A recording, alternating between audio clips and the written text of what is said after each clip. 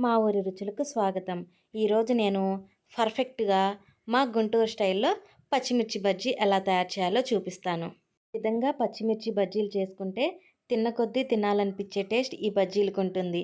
ఒక్కసారి ఈ విధంగా ట్రై చేసి చూడండి. మీరు ఎప్పుడు బజ్జీలు చేసుకున్నా ఈ విధంగానే చేసుకుంటారు. ఇప్పుడు ఒక మిక్సీ జార్ తీసుకుని దానిలోకి 3 స్పూన్ల వాము, పావు టీ స్పూన్ సాల్టు, స్పూన్ వరకు శనగపిండి వేసుకుని ఈ మొత్తాన్ని గ్రైండ్ చేసుకుని పక్కన పెట్టుకోవాలి. ఈ విధంగా కొంచెం బరకగా ఉండేలాగా గ్రైండ్ చేసుకుని పక్కన పెట్టుకోవాలి.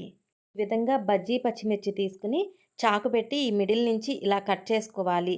ఈ విధంగా కట్ చేసుకున్న మిర్చిలోకి మనం ముందుగా గ్రైండ్ చేసి పెట్టుకున్న వాము పౌడర్ని పచ్చిమిర్చిలో పెట్టుకోవాలి.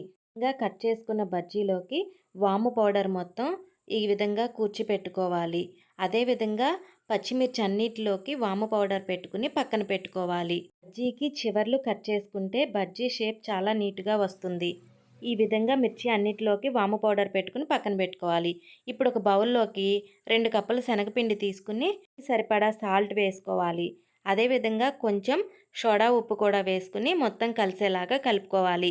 ఈ విధంగా కలుపుకున్న దాంట్లోకి కొంచెం కొంచెంగా వాటర్ పోస్తూ మొత్తం కలిసేలాగా శనగపిండిని ఈ విధంగా కలిపి పక్కన పెట్టుకోవాలి.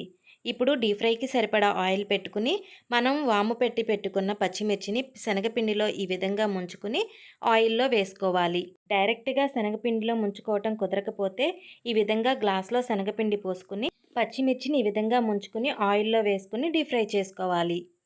అదేవిధంగా అన్ని బజ్జీలు కూడా ఒకదాని తర్వాత ఒకటి ఎవరి వీలుని బట్టి వాళ్ళు ఈ విధంగా వేసుకుని వేయించుకోవాలి. రెండు వైపులా ఒకే విధంగా వేగేలాగా తిప్పుకుంటూ వేయించుకోవాలి.